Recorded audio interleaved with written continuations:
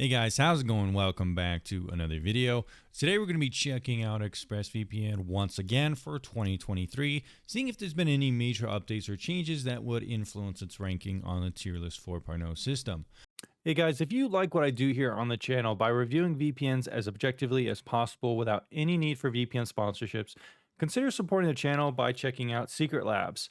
My favorite thing about the chair is the backrest, but it also has other cool features like a super comfortable pillow, adjustable lumbar support that's super fun to control. Not only that, but the pieces and individual parts are very high quality. I bought this chair with my own money, and since then I've been using it in every single video. I think it's an amazing company that makes really good chairs, and if you click on the link in the description down below, you should be able to get the best current deal going on with Secret Labs. And not only that, it'll also help support the channel. If you guys do decide to get a Secret Labs chair, come over to my Discord, which you will also find in the description down below. Post a picture of your setup and your cool chair, and I'll be sure to give you my thoughts and opinions on it. Anyways, guys, back to the video. Now, I've had experience with Express as a VPN itself for a number of years. I've reviewed it a lot, and one thing that's always remained consistent about ExpressVPN actually is its consistency. It's a VPN that doesn't really change too much for better or worse. They kind of do what they do and kind of stay like that. So it's interesting to kind of review it, to look at it and see, like, hey, what has really changed with this product that would change its review score? And we can kind of look at that, and there are some interesting things this time in 2023. Primarily, it seems like this new Aircove thing. Now, Aircove is an interesting name. It seems like their own kind of like router. It's their own router, which is interesting. So they've kind of made their own router, and they've made their own software, which is kind of cool. There really hasn't been any other VPN doing this besides something like TorGuard. But just looking at the page itself, it does seem like ExpressVPN brings that intuitive ease of use. As you can see here, it looks great. This is probably going to be easier to use than TorGuard software. It might not be as powerful, flexible. You're not going to be able to install Docker onto it and install all these crazy apps like you can with TorGuard's router solutions with private cloud. But it definitely looks to be a capable VPN solution. Probably does offer remote VPN capability and tons of configuration, at least at a basic level. So they actually get 2 points there, which is kind of odd. Not many VPNs really offer this kind of thing, and ExpressVPN's always had pretty good router support. They even sent me a router like 3 years ago that I tested out and had a really good experience with it. So that's actually pretty cool. So I do like that from as a future standpoint. Doing something a little different, I think. Another thing that they are offering is they don't really say it too much like in that offer tab, but they do seem to be offering a unique kind of built-in password manager. Now, I actually haven't really been able to figure out how to use it. It's not really like in the application or anything like that. I didn't really see anything about it as a thing here. What does this do? So it's just kind of an application thing. Well, I can't really figure out how to use this, how to download it. It looks pretty good. Oh, okay. Here we go. It's available as a Chrome extension. Here we go. So it took a little bit longer, and then it probably showed up for me to figure that out. They could probably do a better job listing clear where to download. So that's pretty cool. A nice little value proposition, actually, which seems built in. Now, ExpressVPN is a more expensive VPN, so it's nice to see them actually include this, whereas other VPNs I've seen upcharging for features like this. I don't know if it's the best idea to use a password manager, VPN, email, and everything within one ecosystem. Sometimes it's better to spread out your accounts on different services in case there's any kind of data breach or anything like that. It seems like this has gotten pretty popular already, though, with 80,000+ users. I don't think this is open source necessarily.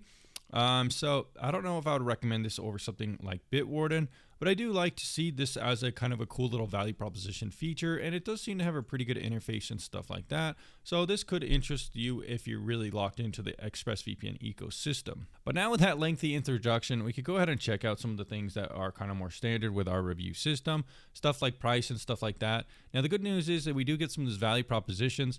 Maybe if you wanted to take advantage of the router and take advantage of the software, that's pretty cool. But ExpressVPN is still a pretty expensive VPN. It's going to be around $100 a year, even though they don't actually list that anymore because it's pretty pricey to pay up front. It's $13 for 1 month, and for 6 months, it's around $60. Again, they don't list that as well. The good thing is it's a 30-day money-back guarantee, and it doesn't really increase the price the year after that, which some VPNs do. That said, it does have a limited simultaneous use case. It doesn't list it on this page, which is annoying once again. Ever since Cape kind of purchased ExpressVPN, I noticed some of these little tricks here and there where they don't list things transparently to kind of make people not want to buy it. That said, they don't have any timers or price increases, which is good, but overall still a very expensive VPN, and I would prefer more transparency when listing out simultaneous devices and stuff like that, as well as how much you're going to be paying up bulk. It probably kind of does list it once you finalize that payment, but still a little bit annoying. Anyways, guys, let's go into the ExpressVPN application, and once again, not much has changed. It's not a bad application, connects very quickly. That said, it is kind of doing its own thing. It is using Lightway, which is their kind of protocol. I just picked automatic recommended since it is a recommended protocol to use. They don't have WireGuard. They've kind of gone their own way with this. Maybe it's better for unblocking content in specific countries. I'm not sure why. They never really explained why they didn't go with WireGuard. They just kind of decided to develop their own protocol, which is not open source, by the way. They do have split tunneling, some kill switches and stuff like that. But overall, Express is missing some of those things I do like, namely stuff like I don't think they have ad blocking yet. So that's kind of odd to kind of miss out. I did make a video comparing all the different ad blockers. So it's a little bit odd to see that not included with ExpressVPN, since it is kind of a cool feature with VPNs, especially on mobile devices where you can't always do that good of ad blocking. Even with something like Brave, you do still want to kind of a VPN with ad blocking on mobile to get the best ad blocking. So they are missing out on stuff like ad blocking, Linux GUI, DNS controls, port forwarding, SOCKS5 proxy, dedicated IPs, and of course, open sourcing the application is not there. So it's a fine application. It works fine. It connects quickly. It's got the basics, but again, it is missing some of those extra things we like to look for that other VPNs do include. Now let's go ahead and do a speed test. Now, in the past, ExpressVPN has kind of suffered in this department.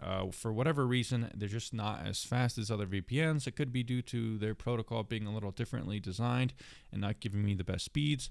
If we get anywhere between 5 to 800, preferably 6 to 800 megabits per second, that would be preferred. But anything kind of under that 6 to 800 is a little bit slower than average. This does look to be decently fast, maybe not 5 out of 5, but maybe 4 out of 5 for speeds. Again, not quite as quick. You could check out my TorGuard, maybe even my Nord, Surfshark, some of those, even WeVPN are giving me 600 plus speeds. And this is just a little bit slower. And for the price, that's not optimal. I would like to see top of the line speeds, maybe even better than some of the other ones. Because in this case, you know, you're paying $100 a year if you do decide to get that, or $13 a month. TorGuard can be, you know, 30% faster and much less expensive. So that's something to consider. And I will give ExpressVPN a little boost in the point system here, because last time I was pretty harsh giving it 2.5 because the speeds did seem to be worse back then. They do seem a little bit better now, so I'm going to give them 4 out of 5 to be more fair. That seems like a decent kind of score to get there. Now we can kind of move into the privacy section of ExpressVPN. How does it do in the back end kind of things? How does it do with trackers and stuff like that? Now with a VPN, it's a privacy company. You don't want them to collect any data on you when visiting their website or application. That is the optimal thing to have. And with ExpressVPN, that's probably not going to be the case, because it is a VPN company that is big. It tells Facebook you visited. It uses Google Analytics, 6 ad trackers, 3 cookies. It's not optimal. Some other VPNs like Nord do it even worse. Same with Surfshark, Atlas VPN. ExpressVPN could do it better though. That said, also you're going to see the same thing on the Android application, tracking you there as well with some basic trackers. A VPN doesn't really need any of these things to run a good VPN. That said, they don't really collect any logs of notable stuff. There has also not really been any leaks associated with ExpressVPN concerning data leaks or anything like that. They do also have an external no-log audit. That said, some of the bad things about ExpressVPN. Now, Cape Technologies did buy ExpressVPN for almost $1 billion, which is crazy to think about. Cape Technologies is a company that used to kind of be more in advertising, but it seemed like they did a pivot to focus more on cybersecurity since they realized it was an emerging market. Since then, you know, people kind of have their own opinion about this. Some people don't really like the fact that ExpressVPN sold their company to a company like that had a different kind of business model in the past, maybe not the most trustworthy one when it comes to privacy specifically. So this is kind of controversial, and it's something we don't really like to see within our tier list. We like it to be owned, and we don't really like to see company acquisitions because it does kind of make it harder for you to trust the company if they just keep changing hands and you don't really know what the new company is going to do with it. Additionally, even if we're looking outside of what the business model used to be for Cape, the company that bought ExpressVPN, we can still see some concerning practices with something like VPN Mentor. Now, VPN Mentor is a company that reviews VPNs, and it was primarily just promoting VPNs with high commission rates with something like Nord and Surfshark and stuff like that, and even ExpressVPN at the time. However, this company did sell to Cape, the company that does own ExpressVPN. I even emailed a company employee saying, hey, I was like, hey, this is kind of concerning. We're seeing a company like ExpressVPN, a VPN company. There shouldn't be VPN review sites that are owned by the same company. It's kind of a conflict of interest for people looking at these websites. And at that time, NordVPN was the number rated VPN on the website. However, lo and behold, after the acquisition, Cape did purchase ExpressVPN, and they purchased this website as well. You could see that ExpressVPN is shielded everywhere on it, and before the acquisition, that wasn't the case. So you could definitely see that. It did take a little bit of time, but shortly after, they're just like, well, oh well. It's also no surprise to see CyberGhost promoted, also owned by Cape, and IPVanish is not really promoted as heavily on here. It's owned by a different company, J2 Global, I believe. But these two are owned by Cape. Cape owns this website. So that's definitely kind of annoying. Not only that, but I think the disclosure here could be a little bit more clear. Most people who go on this website aren't really going to notice it. If we see ExpressVPN here, there's not going to be a disclosure here when recommending this at all. However, if you do go to the top of the website, you'll see a small little link for a disclosure. But again, it says VPN Mentor contains reviews that are written by our community viewers and based on a reviewer's independent and professional examination. However, if you go to ownership, you could see that they own the website. So definitely not a good look for ExpressVPN, in my opinion. Definitely not a good look for Cape either, that there is kind of this conflict of interest for the viewer that could be misled into thinking this is an honest review when it's clearly incentivized by who owns it. Now, if we talk about customer support, here are some of the things that ExpressVPN does well. As a solid company, it's got fine customer support, 5 out of 5, quick response times. They've always had good support. Additionally, we see with streaming, they do pretty well too. They don't really work with Prime Video for some reason. They never really have. But other services, they work fine, and they seem to be kind of dedicated to working to unblock specific issues with Netflix, and they kind of advertise their service as such too. And finally, we could talk about the review neutrality process. ExpressVPN has never harassed, come up to me for any negative reviews or anything like that. So at least they do support free speech, unlike other VPNs who can harass me or try to influence the review process negatively, which I've blacklisted from the channel, which you could find more information about on the tier list. Anyways, guys, that's my final thoughts on ExpressVPN. Overall, it's not a horrible product. As of right now, it is going to get a 43.67, which is definitely not that close to being a perfect VPN. A perfect VPN would be around 65.55. So they definitely do have some room for improvements. Notably, stuff like the pricing, it's very expensive, and for what you get, the speeds aren't, top tier. They're decent though, pretty good speeds, but nothing extraordinary. The application is solid, but missing out on a lot of those extra compatibility things. And the privacy audit didn't go too well. We see a lot of trackers and kind of marketing practices with this company that could be more transparent and more privacy friendly. That said, we did see some cool things here. We saw password manager included, which is really nice, and a very powerful router software and their own router, which is actually pretty cool and something that I think more VPNs could be focusing on, developing and kind of implementing some of these cool practices with their VPN, which I do like, and that's pretty cool. So overall, that's my final opinions on ExpressVPN.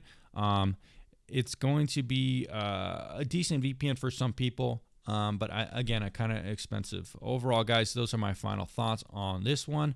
Let me know what you thought in the comments down below.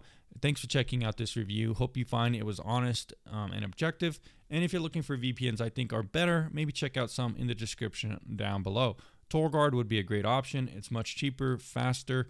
They also have their own routers, and it's more privacy friendly in the back end, and it's also originally owned and never sold. They don't own any review sites either. Additionally, we could see some other good options, something like Proton. It kind of goes the other way. It's a little bit more open source, a little bit more transparent, also a little expensive, but also kind of competitive with Express as well. Anyways, guys, those are some of my thoughts here on the channel. Thanks for checking out this one, and I'll see you again very soon.